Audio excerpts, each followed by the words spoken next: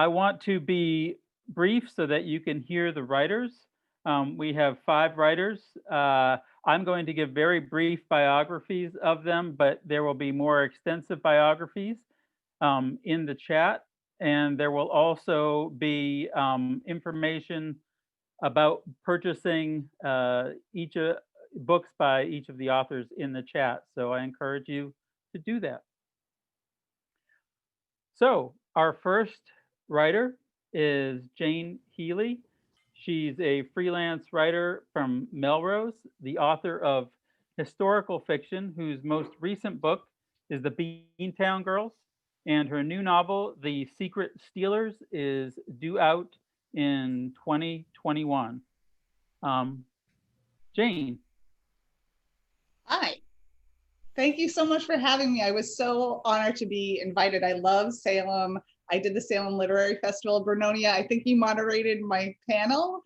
It was so much fun, and my daughters and I are up there all the time. So I'm sorry we can't do this in person, but I'm thrilled that we get to do this at all. So I'm going to read. I just received my advanced reader copies of The Secret Stealers. It's out April 1st. Thank you, 2021. It is based on the true stories of the women of the Office of Strategic Services, the women of the OSS, which was the precursor to the CIA. So there's, the main character is fictional, but there's a lot of characters that are based on real people. And there's actually some actual characters from history as well. So I'm going to read the first scene of the first chapter. I've got my little light here so I can read better. June 26, 1942, Washington, D.C. My watch said it was 15 minutes before 8 in the morning, but I could already feel the oppressive D.C. humidity rising as I stood under a tree and gazed across the street at the 3-story brick building with enormous white columns. I looked down at the sweaty piece of notebook paper in my hand where I had scribbled the address, checking for the 4th time to make sure I was at the right place. The East Building, 2530 East Street Northwest, across the street from the State Department. A brick building with columns. Enter through gate 2, ask for Alice Montgomery at the main reception desk. A large chain-linked fence with barbed wire lined the perimeter of a complex that comprised 4 buildings. I couldn't see any signage or markers, nothing whatsoever to indicate what went on inside.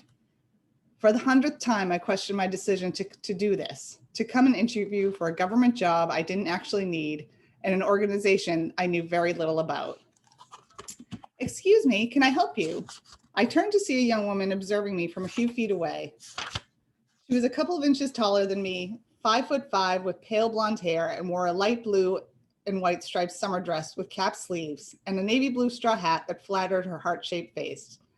I looked down at my dull plum-colored shirtwaist dress and wished I had gone shopping for something new to wear today. I hadn't stepped foot in a department store for months, since well before the funeral. It's just that you look like you might be lost. She gave me a small smile. Well, I think I'm in the right place, but I'm a little early for my 8 o'clock interview. I pointed at the building. This is 2430 East Street Northwest, yes? I didn't see any sign. There is no sign. But you're correct, she said. I work there. Do you want to walk in with me? I can point you in the direction of reception when we get inside. It can be a little confusing. Oh, thank you. I would appreciate that, I said, relieved. I'm Anna Kavanaugh. I held out my hand. Irene Nolan, happy to help, she answered as we crossed the street. What kind of work do you do here? I asked, eager to hear from someone who actually worked in the building. Irene paused before answering. Oh, mostly research, organizing, you know. She waved her hand. I glanced at her sideways as she quickly changed the subject. So let me guess, Wellesley grad or maybe Smith? Radcliffe, actually, I said. I graduated 4 years ago and did a postgraduate year in Paris. Ah, well done, she said with a nod. I adore Paris. Did you enjoy living there? I did. I said, it was one of the best years of my life. Such a beautiful city, the culture and food, the people. I fell in love with all of it. I might not have come back if not for the war. I'll bet. I'm a Vassar girl, class of 38 like you. Do you know who you're meeting with today? I'm supposed to ask for Alice Montgomery when I arrive, but I'm also meeting with William Donovan. Irene nodded and gave me a wide smile, clearly impressed. Wow, Wild Bill the legend himself is meeting with you. Is that right? She said, now that's interesting. He's so busy these days, he rarely has time to interview anyone. He's a friend of my father's, I said. I'm sure that's the only reason he's meeting with me in person. How do they know each other, she asked. He's been pulling recruits from everywhere he can to try to build this place up fast. Business connections, social circles, family and friends. They grew up together in Buffalo, New York, I said, not really thinking of myself as a recruit and wondering what she even meant by that. Ah, no wonder he's meeting you in person, she said. That's much more than a casual acquaintance. I nodded. We arrived at gate 2 and walked up the incline toward the building. Irene wasn't done with her questions. Is your husband in the service? She asked, glancing down at my wedding band. I felt my stomach drop as she kept talking. Mine is military intelligence, which means we can discuss absolutely nothing at the dinner table except for baseball, which he obsesses over and I barely tolerate.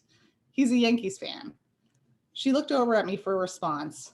When I got dressed that morning, I had agonized over whether or not to wear my wedding ring, as I had every morning since January 22nd, when I had first learned the news. I didn't want to make her feel uncomfortable. There was no casual way to say it, so I chose not to say it at all. He was shipped out to Hawaii after Pearl Harbor, I said. He's a Harvard Medical School graduate, and a group of them went there to help with the injured, implementing some promising new medical procedures. It wasn't a lie exactly, just an admission of the entire truth.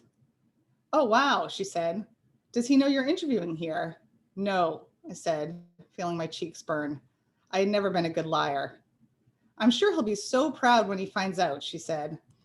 I just gave her a small smile as we walked up the granite steps towards the main entrance. Men in uniform and smartly dressed women were hurrying by us, ready to start their day.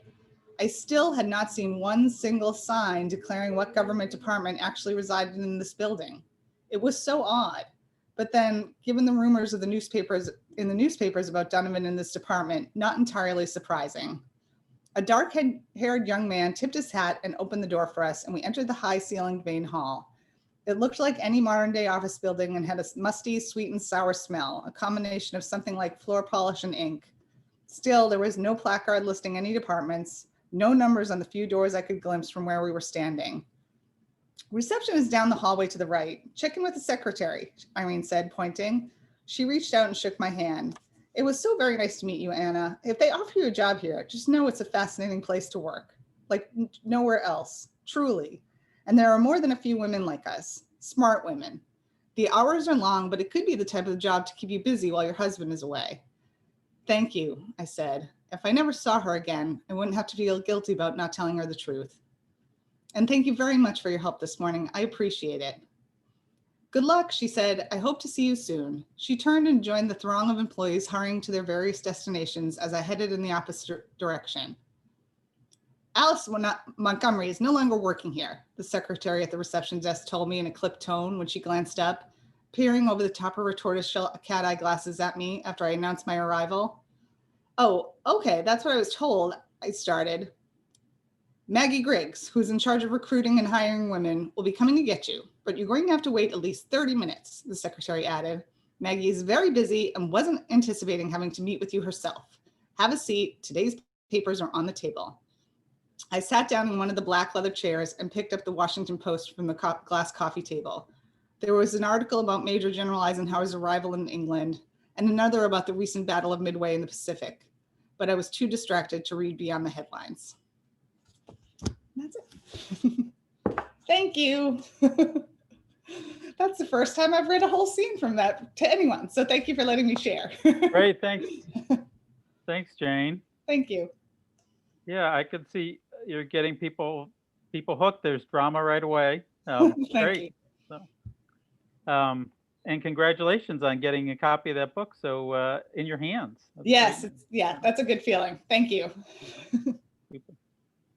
If you are interested in purchasing The Secret, can it be purchased yet, Jane? Yeah, it's available for pre-order on all the major bookseller sites. So great. Okay. Thank you. So don't hesitate. Feel free to pick up a copy of one of Jane's books. Thanks, Jane. Thank you. Our next reader is Joey Gould, who uses they, them pronouns. He's a non-binary writing tutor. His first book of poetry, The Acute Avian Heart, came out in 2019. Joey's been a longtime event organizer for mass poetry, especially the Mass Poetry Festival, which, if you haven't heard, is coming back to Salem in 2020, which is 2021, which is exciting. And he also helps plan and facilitate. I'm sorry, they also help plan and facilitate poetry events at the Salem Arts Festival. Joey. Thank you, JD. So JD's known me for long enough that the he, him pronouns are sort of ingrained. But he's getting better. So I'm really happy to be reading as part of this series, especially because my book, The Acute Avian Heart, would not have happened without both JD and the Salem Athenaeum. And so this is a really special opportunity, and I'm going to debut some new work. So I finished my second manuscript. I've been busy through the lockdown and everything. And so I want to read a little bit of a sampling from my new work, and then I'll finish off with a poem or two from The Acute Avian Heart. And this first poem was based off of a prompt by Sherry Kaplan, who is attending this reading. So this is for you, Sherry. Revelry. I promised you a happy poem, but I've worried about what Moshe said near Ben Yehuda Street. Soldiers breaking up a fight and me all feverish. I promised you a happy poem. Eldad held a cool rag to my body until it broke. I promised you a happy poem. We're in Cambridge, your baby showing as you dance. They call our names. I want you to remember me in yellow tights, the candlelit back room where I left my book. So running through the book are two sets of poems called Candent and Abjection, and they're sort of polar opposite ideas. So candent being like sparkly, like incandescent lights, and abjection being like just really base and raw feeling. So here's one of the abjection poems. And it's set in Salem, actually. And I was dating a woman who took a glass blowing class. So there's a lot of glass blowing imagery in it. Abjection. I want to hear what you hear in a cheap recording of yourself without markup, distortion, or chorus. I want to say, two. At the glory hole, metal punty, scalding orange spear of an arrogant hunter. But a spell's a spell, and she left lights on while undressing. Imagine us in the Salem woods, furnace bright at the dusk window, glass soaking in a kneeling flame, blinds open to boggy April nights. 3. Sharp stick, then the gather had us molten. Helpless cat loves a light purr and kneading, curl ball, ear twitch swagger. That's until the ceaseless napping, helpless sleep. Both of us looked good in that Argyle frit and made that out of glass. 4. I had waited a year and unexpectedly another week. So I ran to that gas station, disappeared into the oven, those night hours to cure months of longing. So one more from the new manuscript. It's I also have more than a few poems that are after Purity Ring songs. So if anyone knows Purity Ring, this one's after Obadiah, and it uses some of the phrasings, but it's more like an ekphrastic response, kind of maybe divorced a little bit from the original subject matter.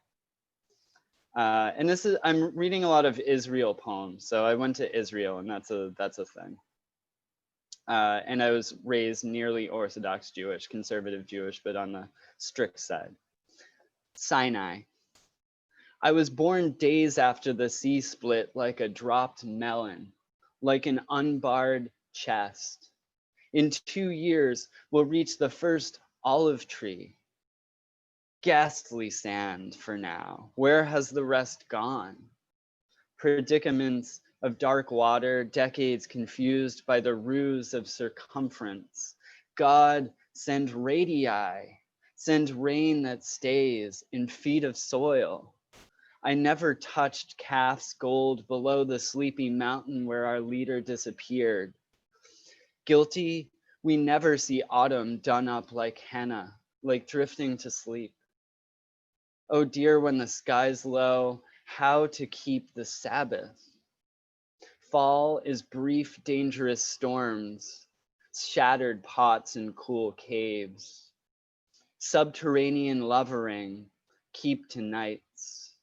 Impossible stars, shuffled and oily, smear the sky.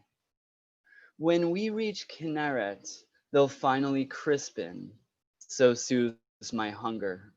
Yet who can say bereftness won't follow to the next shrine?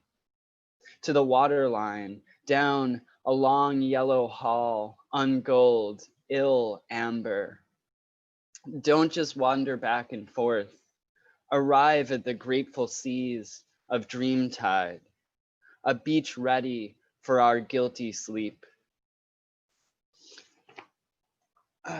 So I wanted to read at least one from The Acute Avian Heart, and I decided to stick with a piece of a poem that that is also in Israel, and I don't know how, I don't need to set up anything else, I don't think. N had a gun on her back as I walked behind her up the hill and past the ibex, leaving her panic in the desert where it belonged, and soon we'd be in Eilat and its casinos, its street vendor trinkets, and the blue necklace I didn't know I loved until it was around my neck. But we hadn't gotten to the sea yet, and it felt arduous and stupid because some of us had guns where we could put hands. Which would you want on your bare spine? Of course. Also, the medic was insane, and when he offered me weed in the hostel, I didn't know how to tell him no. Then he knew I didn't know how to tell him no. He had a gun, and there was water there. We were both parched. It looks like I have time for one more short one, so I'm gonna read one for my mother. This is one of the last poems in the book, and it's written right after my stepfather passed away. Study, Mom on one of the last fine days of fall.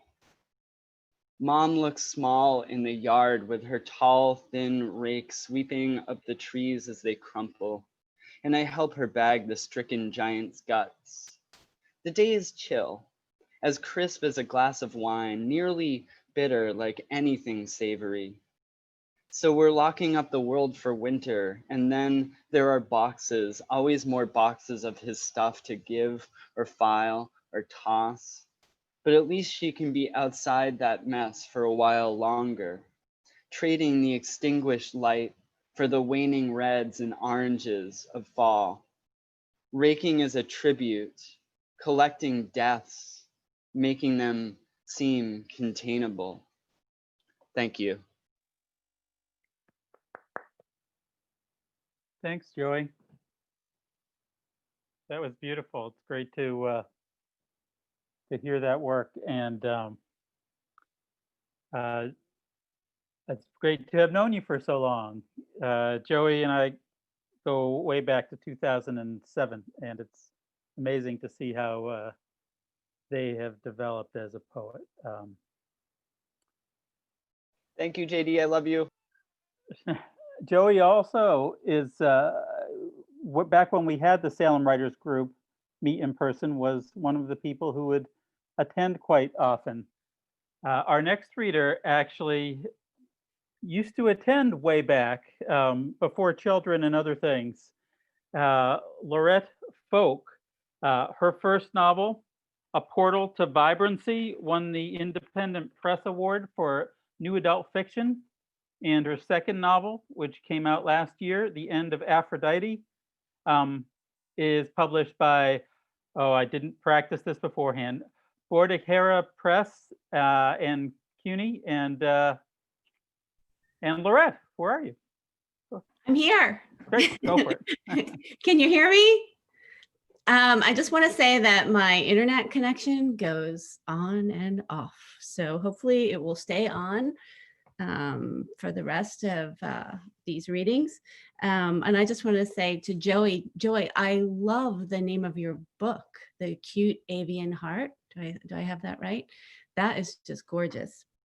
Anyway, so thank you to JD and Carolyn for inviting me. It's great that you have this writing series through the Athenaeum. I love the Athenaeum. Yes, I did come to the Salem Writers Group at the Athenaeum years ago, and then I had twins. Okay, so I'll be reading from The End of Aphrodite. And this is the beginning of a chapter.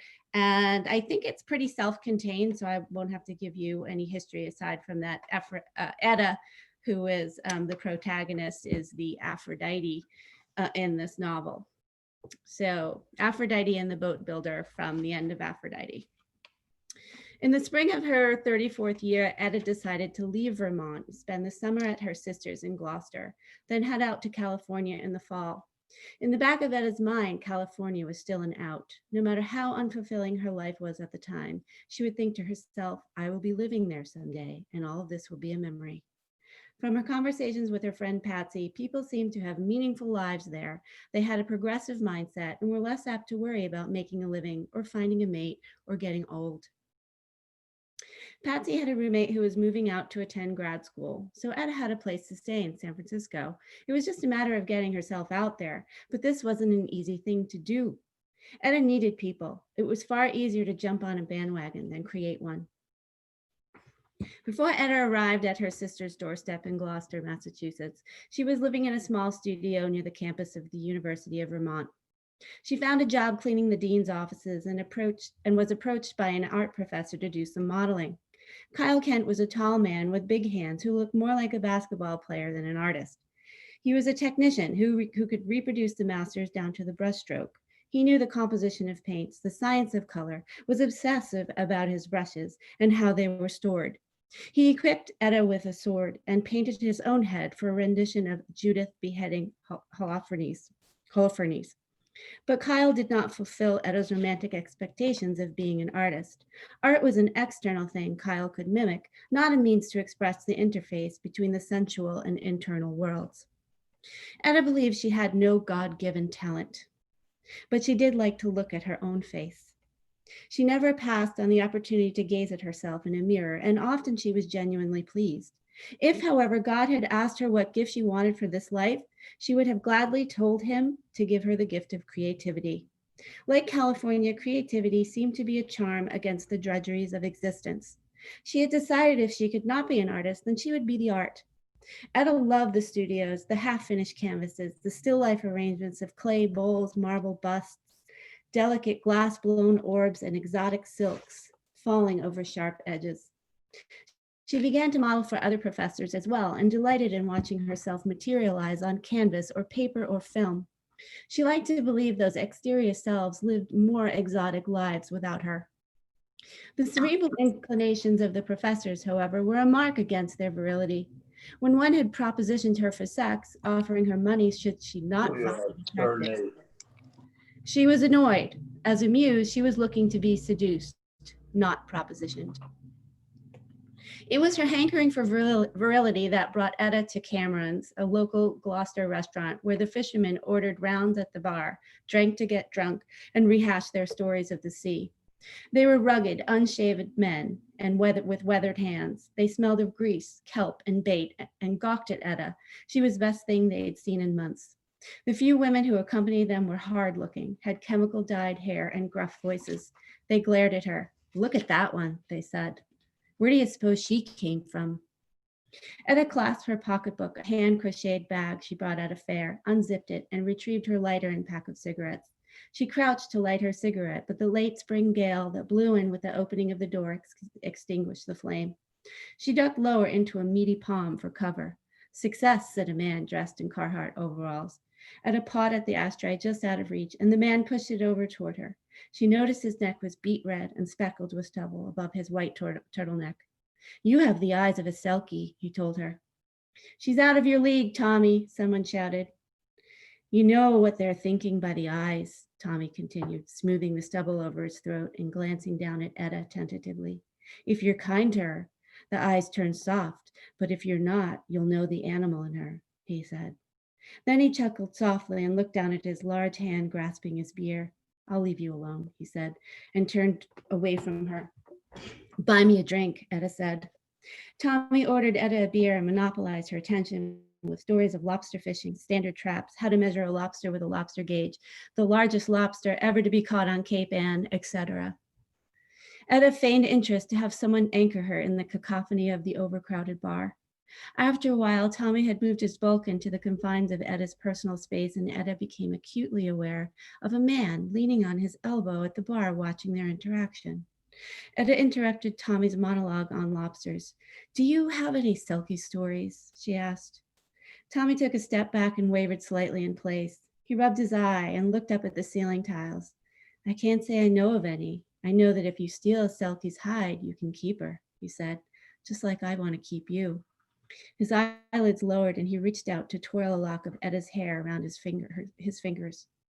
The first thing Etta noticed about Daniel was how a tender pink hue resonated in the ebbs and flows of his freckled skin. He was tall, could see eye to eye with Tommy, but he had significantly less girth. "Get your grubby hands out of the lady's hair," he said. Tommy swayed a bit. He laughed silently to himself. "Shut up, Danny," he said. "Mind your own damn business." Etta cowered into her drink. "The lady is here for a few drinks. She doesn't need the likes of you groping her." "I wasn't groping her. Was I groping you, Selkie?" Etta looked at Daniel. She was almost annoyed by him making himself the hero.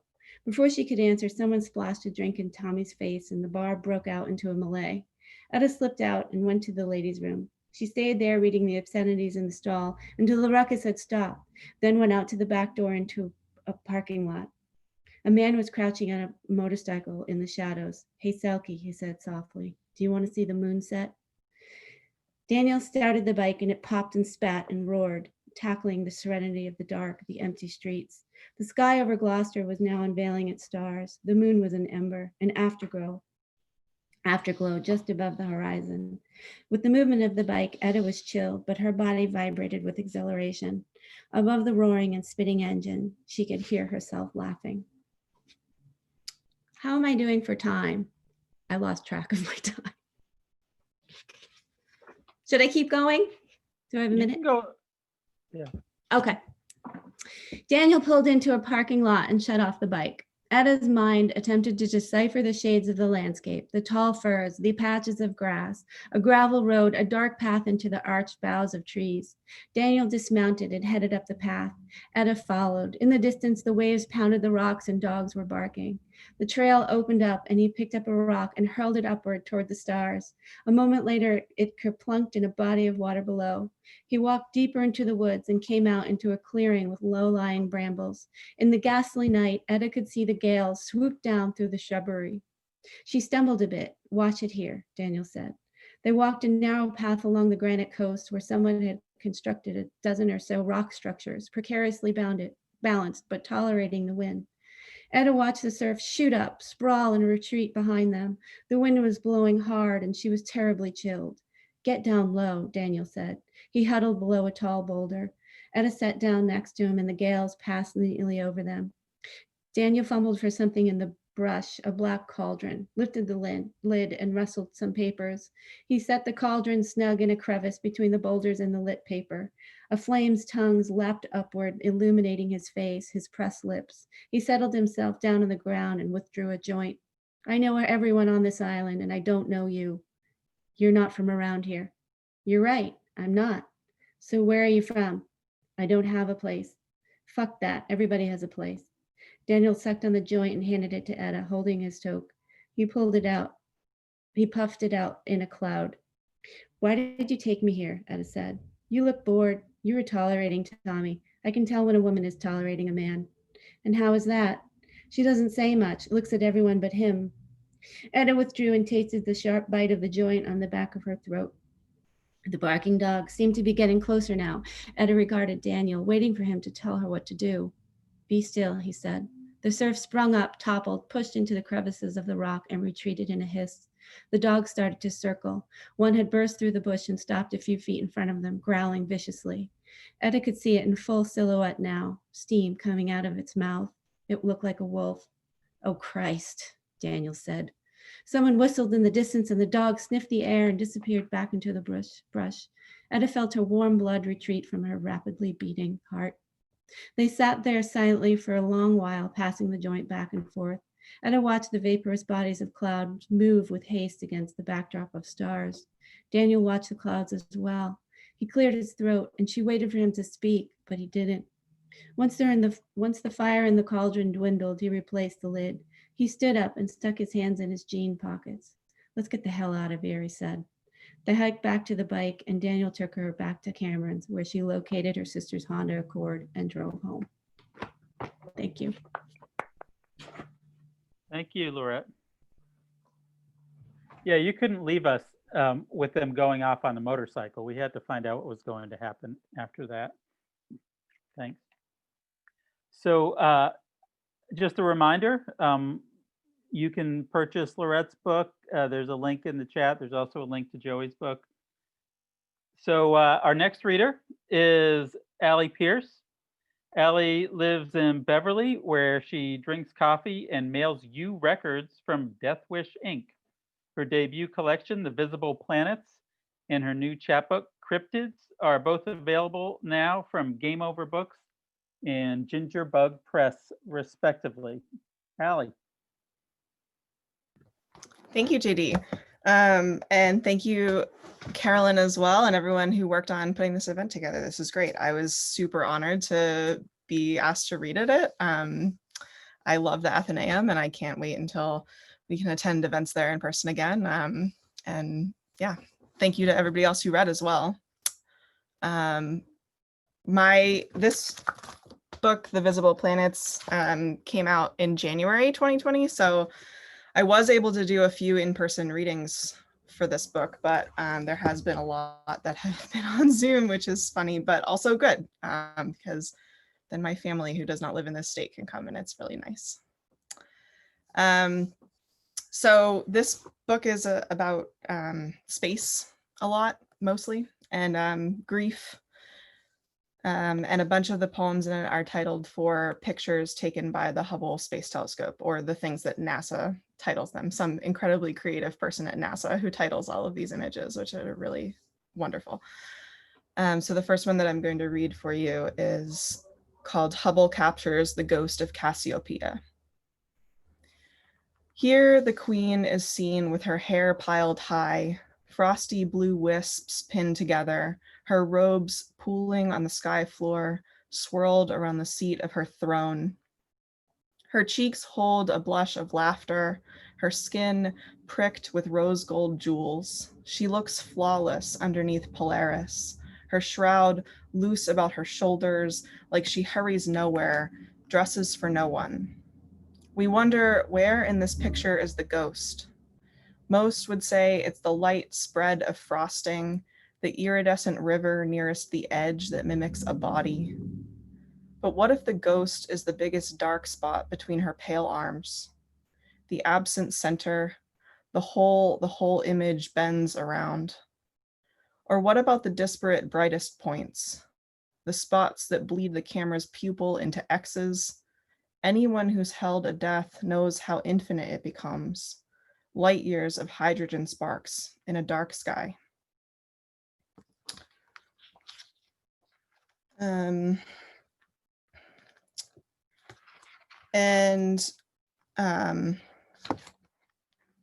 read another space imagery one. This is called Eclipsing Binaries.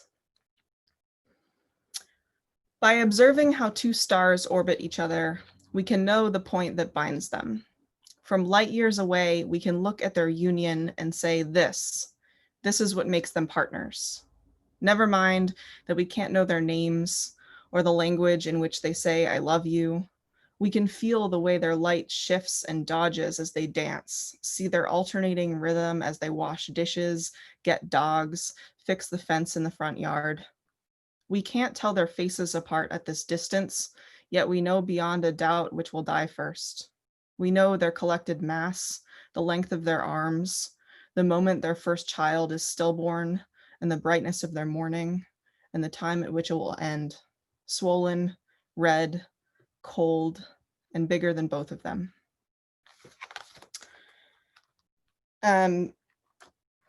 There is also a group of sonnets in this book, which goes throughout the whole, threaded throughout the whole book, that are for planets and their moons that are in tidally locked orbit in our solar system. And what that means is that when the orbiting body orbits the planet, that the same side is always facing the planet. So it's like they're always gazing into each other's eyes.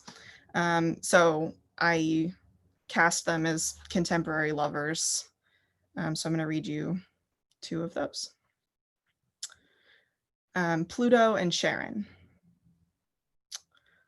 Pulled out one midsummer night, Pluto drifts to the club. The mist skirts the street in waves. A full crowd at the Black Cat mulls and shifts, lapping at the edges of the stage. Sharon rears his head and roars. The band blares in. Bodies crest the human sea, tip and roll. Every rocking skull obeys the captain as he summons the sound that breathes them whole.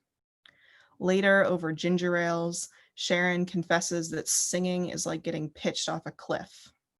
Pluto squirms but holds his eyes, suppresses the thought, watching feels like that too.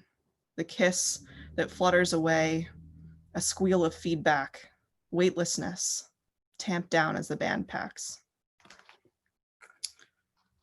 When I started out, I wanted them all to be kind of like joyous moments of connection between people. And then as the manuscript went on, so this one is not as amorous. Neptune and Triton. It's June when Triton bursts onto the stage of Neptune's tragedy. She's living in her parents' crumbling basement, and he knows the words to O Comely, can tune a guitar by ear. Nightly, Triton exits by the sliding glass door and treads the backyard after tucking Neptune in, naked and nodding out. One night, he winds his red Miata to the walking bridge in New Hope the day before the full moon. Every spider from the woods adorned the trusses, fat rumps like gray pearls dripping from strands of glitter in the face of a moon with a sickle missing. 2 blinks shy of tomorrow, Triton tried, 2 drops out of the bucket of Neptune's eyes.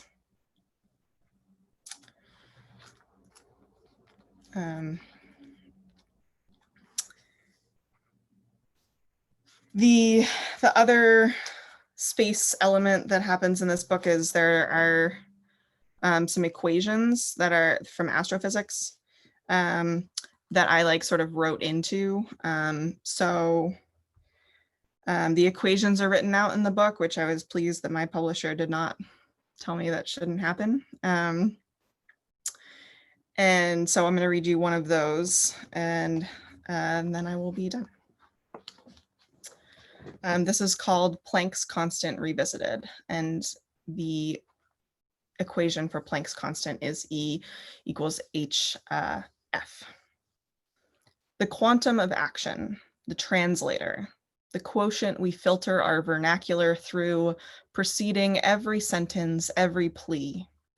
We're locked in space with it. I think I have my own and you have yours, but physics says they're all the same. My arc second, the number between the twitch of our blinking, our inhalation of movement, the minimal increment of energy, the witching instant of my fickle favors, the electrical charge of an oscillator in a cavity, the ticking and unsure warbling tapping in my cavern. This is the one, the constant that exists to transpose the frequency of our swaying into the amount of hope we cycle with. Some might look and say, it all depends on wavelength, speed of light. But I will tell you, in my science, the determining factor is the frequency of us returning, the touch of your cheek to mine, my cheek to yours. Thank you. Thank you, Aly. That was great. You know, Aly's a regular at the Salem Writers Group too, and but I only get to hear one poem at a time when you come to the writers group. So it was great to hear so much of your work at once. The writers So group has heard some of those poems for the very first time. Yeah, I remember some of them. So thanks.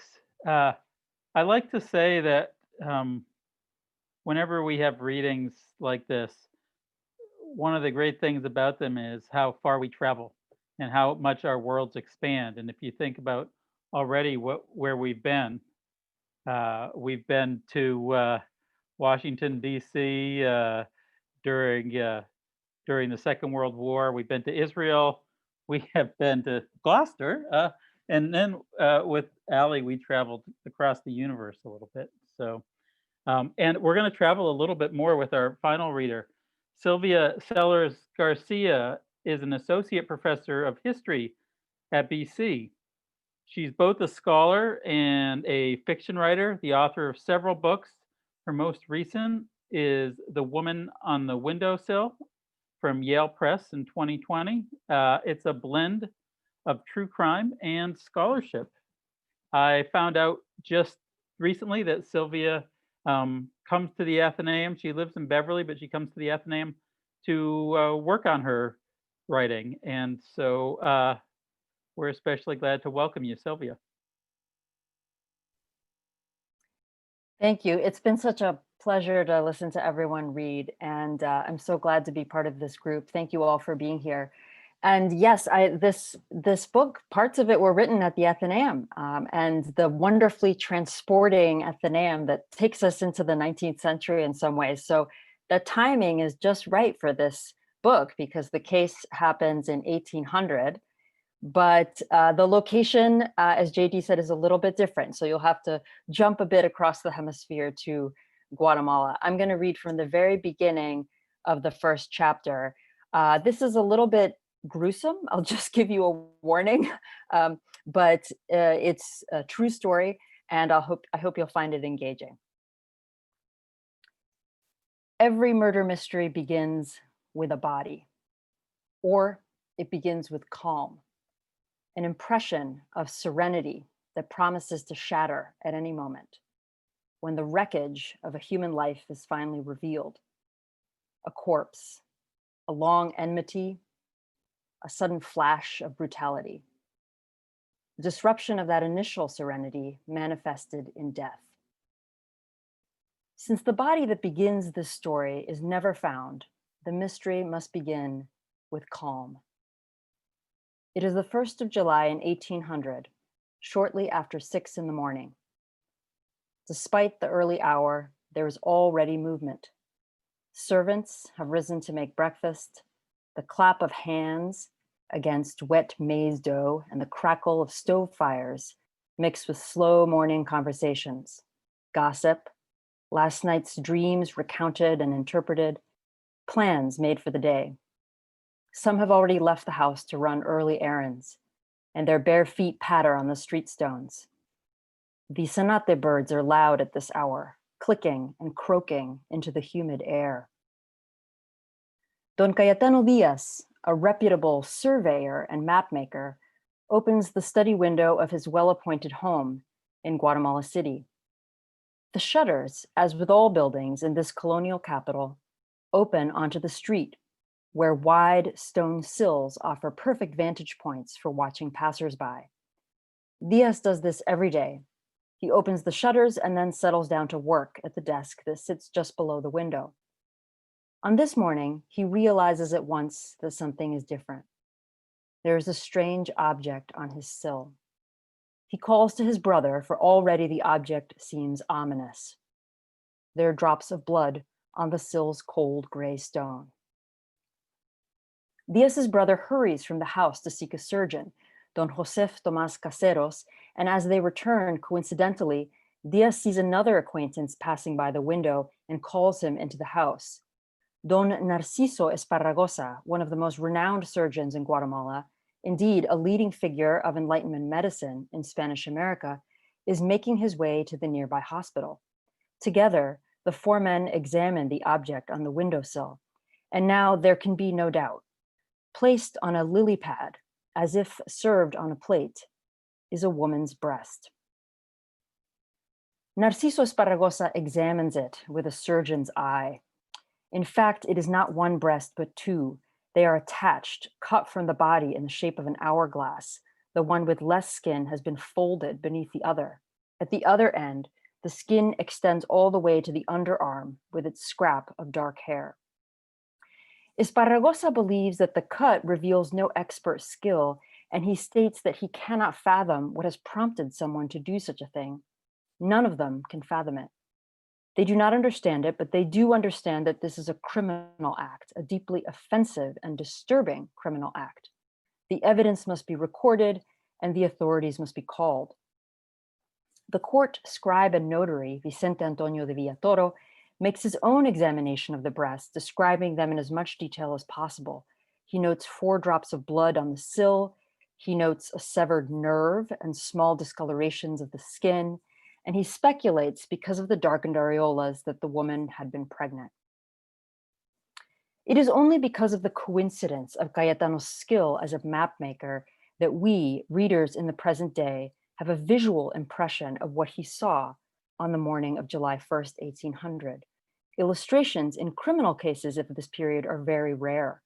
But Diaz had the colored pencils he used for his meticulous drawings of land parcels close at hand, and one of the officials in attendance must have realized that he was uniquely suited to depicting this most unimaginable piece of evidence. His illustration of the severed breasts appears on the second page of the voluminous records for the criminal trial that ensued once the authorities were called and the investigation had begun. Diaz made this careful drawing with such precision in the depiction of the rounded breast, the tuft of hair, the incongruous lily pad, that the subject becomes unrecognizable in its verisimilitude. We never see the body this way, mutilated, disembodied, and viewed aerially like terrain on a map. When I first saw this drawing in the archive in Guatemala City, I was flipping through the pages, not reading, and then I stopped, staring at the inscrutable cluster of shapes for several seconds without comprehending. In fact, not until I had begun reading the case, lured in by the enigmatic drawing in the margin, did I understand what it depicted, and the horror dawned on me retrospectively. This is what it looked like. The horror we experience, realizing the fact of these body parts on the windowsill, is in some ways similar to, but most ways different from what people in Guatemala experienced at the time. The fact that Guatemalans were horrified is clear. Action was taken immediately to identify the owner, as they put it, of the breasts. More than a dozen people were jailed over the course of the investigation, and dozens of testimonies were taken. More than 100 pages were filled with depositions, orders, correspondence, and speculations on the part of the presiding judges. Bodies were exhumed. The investigation spilled over into nearby towns and villages. A special police patrol was created to lie in wait for the perpetrator. Guatemala City was horrified, but not in the way we are horrified. We are horrified in a manner trained by long exposure to crimes of this nature, fictional and factual. We have well-established habits of reading and viewing horrific crime, and we have well-established genres on the subject, which are at least partly devoted to spectacularly gruesome acts of violence against women. Through these habits and genres and their depictions of such acts, we are trained to be both morally outraged at the misogyny and simultaneously titillated.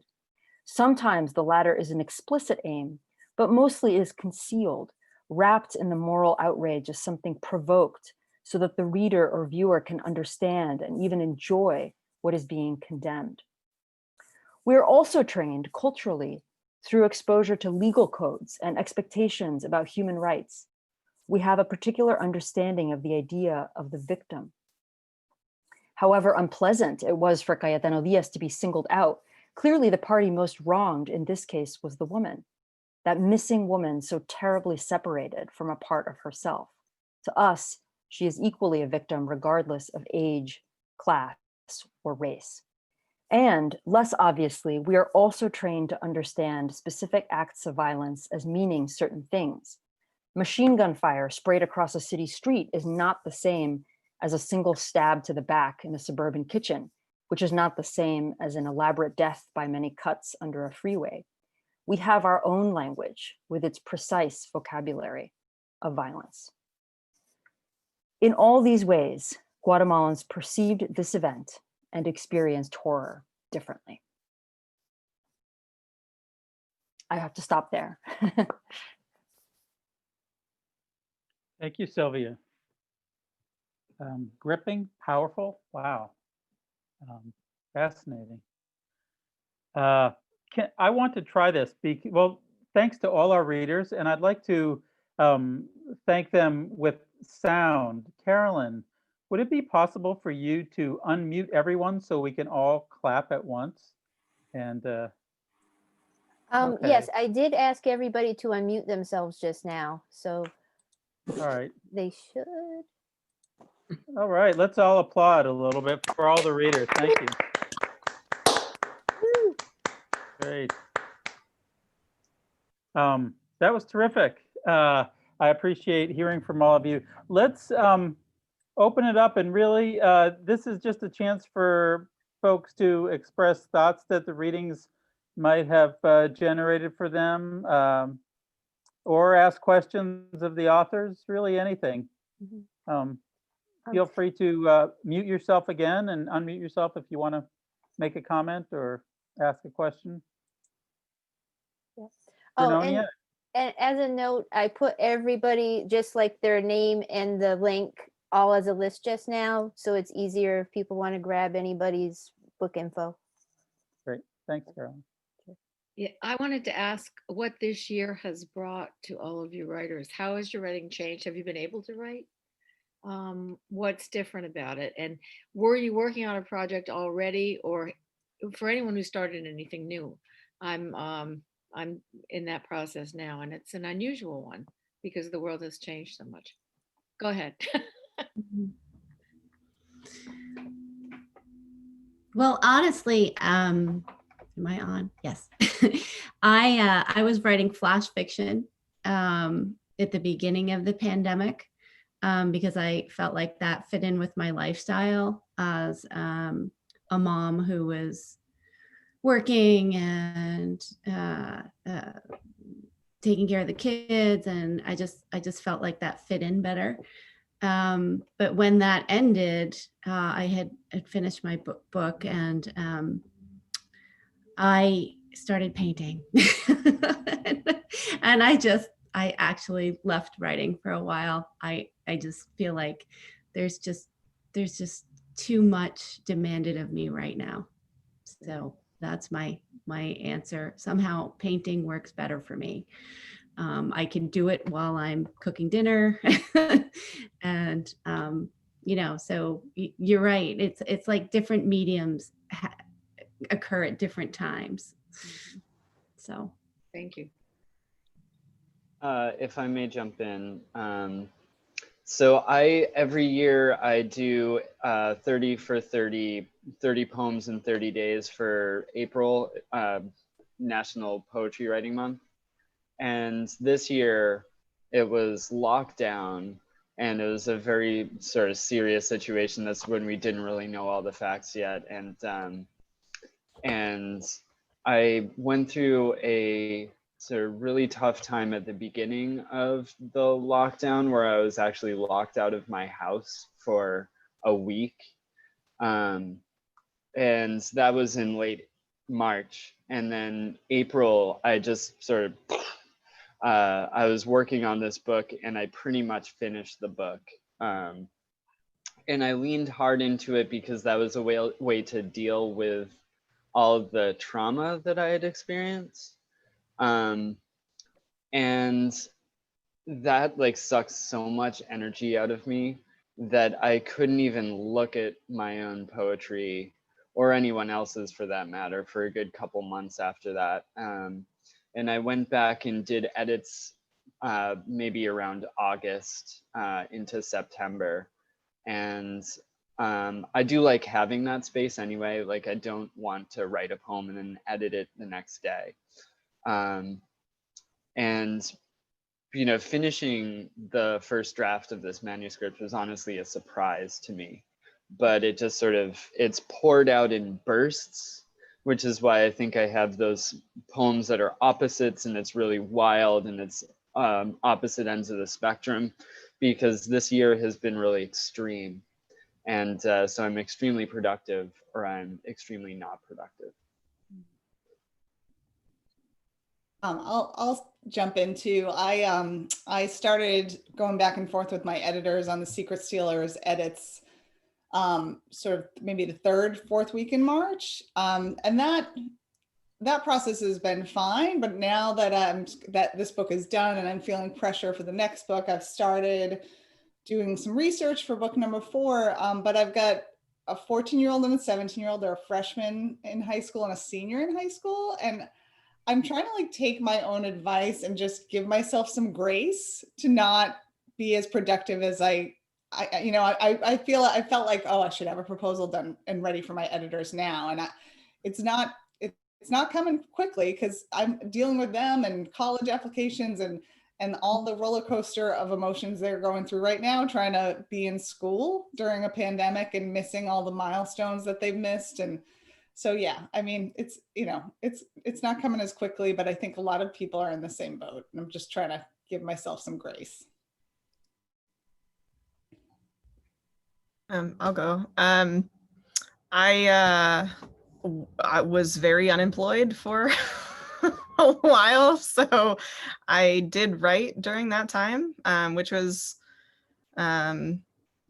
and it was interesting because I feel like during the beginning of like late March and early April, there was like this really big kind of resurgence of like people reaching out to each other, like people that maybe hadn't talked to each other in a long time and reaching out and just like establishing connection. So I was talking to some people who I hadn't talked to in a long time, and I ended up writing a lot of memoir, which I hadn't previously done.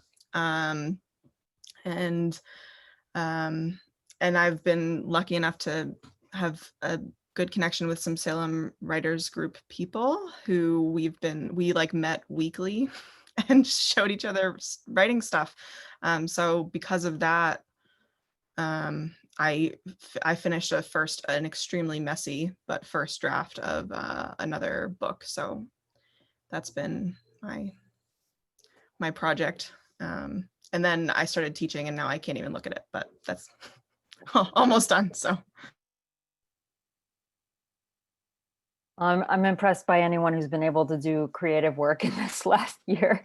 I'm in the same boat as some others here who've just been trying to keep my head above water, do teaching, do parenting, and to be honest, also, I think I've been as much, if not more affected by the politics of the last year than as the pandemic. Just my head has been in a million places. Should I be making a concrete escape plan, or should I be, trying to make my life work? So I think I've not done much but revision. I'm looking forward to a time when things are calm and I have my wits about me and I can write again. I know we have other writers in the audience, so if people want to just feel free. You're welcome to share your own experiences too, and maybe I'd be curious also to hear about people's reading habits. I've found that at first it was hard for me to read, but actually now I find it's a kind of salvation to go to books and a way to. I had to stop reading the news obsessively, but I'm kind of curious how other people are just responding to this year and thoughts on writing or reading. I guess that can be for our panelists too, but others, if people have other.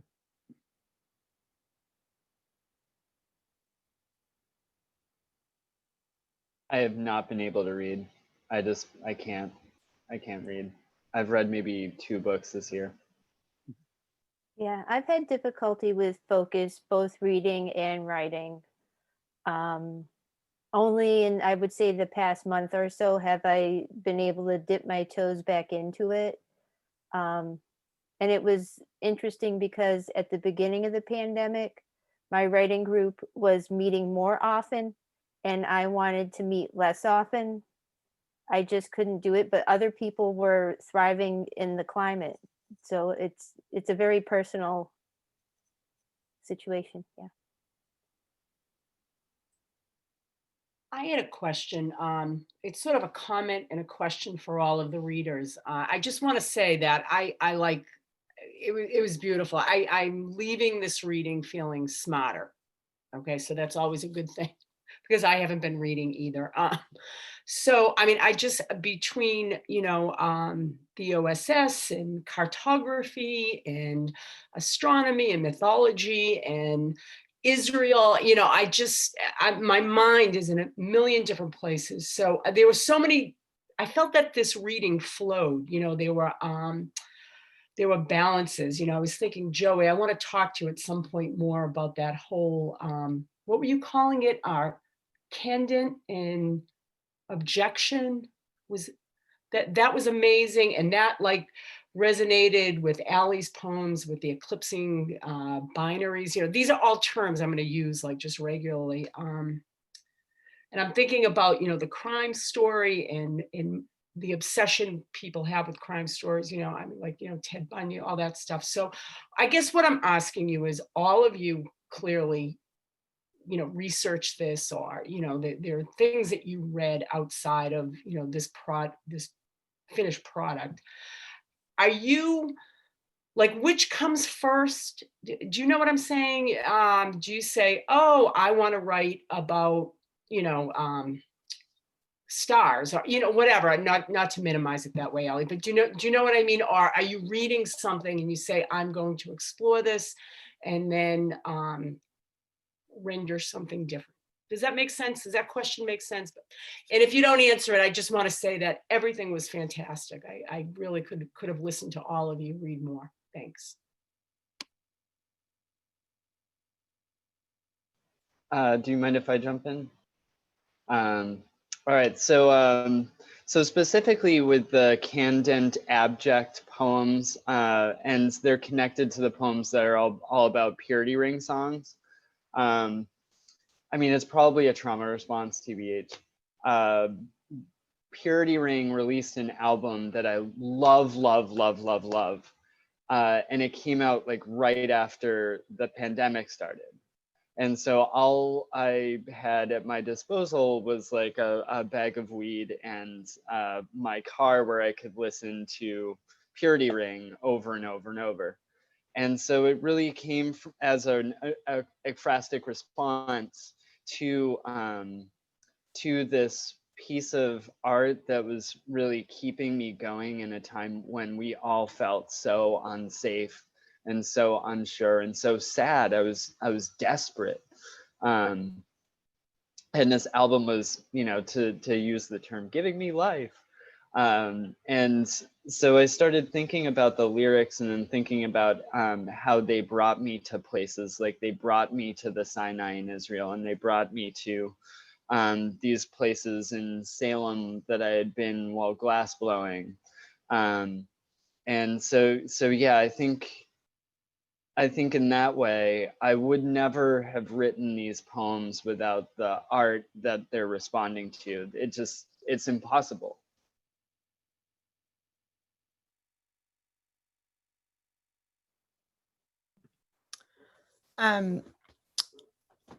I find, when I started out, the first poem I wrote for this that was the first poem from this manuscript. The first like seedling of the idea was a poem I didn't read because my mother's here and I don't want to make her cry, but it was about an eclipse, and it was about the visual of an eclipse and what and it was a grief metaphor because there had just been a significant death in my family, and so after that poem, I sort of was like, I want to write about a lot of space imagery. So it was like, I was always interested in, I mean, I'm sure this is, common to everybody, but I was always interested in space in a scientific way. And so as I started to go away from writing poems that were just about the visuals of space, then I had to find more source material. Because I am not an astrophysicist, but I did find this really cool book that a friend gave me whose father was an astrophysicist. And so then I got to make poems that were directly from an astrophysicist's reference textbook, which was the most fun thing that I've done recently. So, so it was like a little bit of both.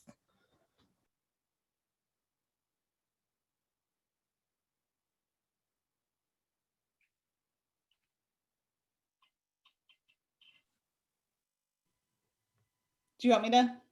Go for it. Can I answer? Yeah. So for me, history is the jumping off point. Obviously, I write historical fiction for any story I start. And The Secret Stealers, I keep kind of a running file of articles and different things I find that might be an origin to a new story. And I found this article years ago about this woman, Stephanie Czech Rader, who was an OSS spy in World War II. In Poland, and was stealing secrets in Poland, and she was honored with the Legion of Merit medal after she passed away. And because part of the reason she was nominated several times before she passed away, but because she was a woman, she didn't receive the honor. And her life was fascinating, and her neighbors discovered that she had this whole other side of her when she was like almost 100 years old before she passed away. And so I was like, it was so interesting to me because here was this woman who was clearly ahead of her time, and the different lives that we lead over the course of our lifetimes. And so that article, that woman stuck with me and was kind of the jumping off point for writing The Secret Stealers.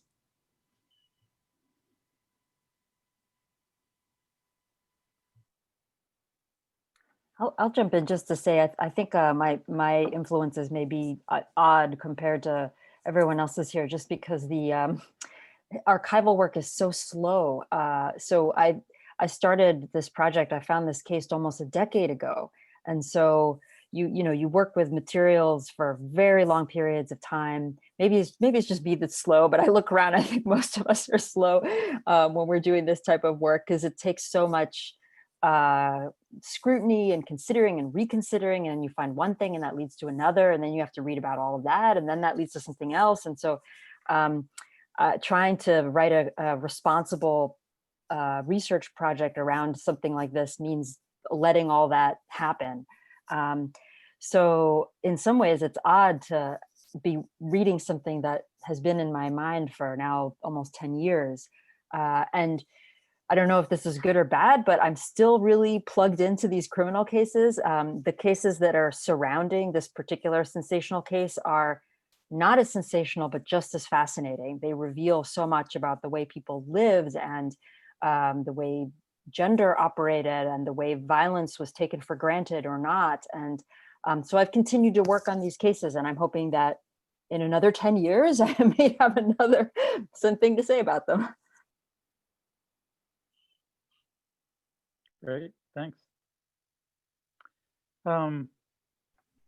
Laurette, did you want to say anything? Oh, well, I just want to say that Sylvia's book reminds me of The House of the Spirits, or something Isabella Allende would write. What I wanted to respond to Jen's question, what do you use for inspiration, and how do you use it?